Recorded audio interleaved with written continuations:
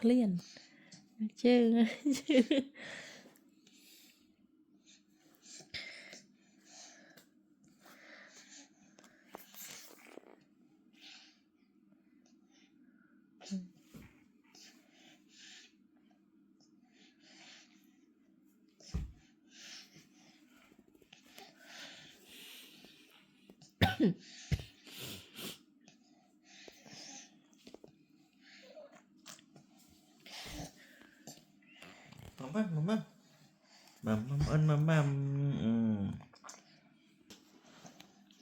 chứ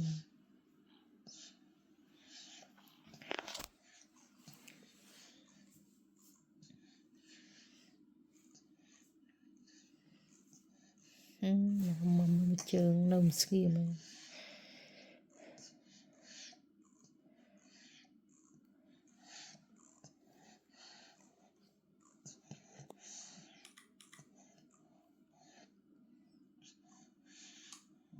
profile lại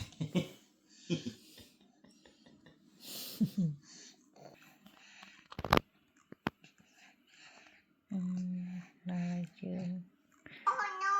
bị làm buồn nè.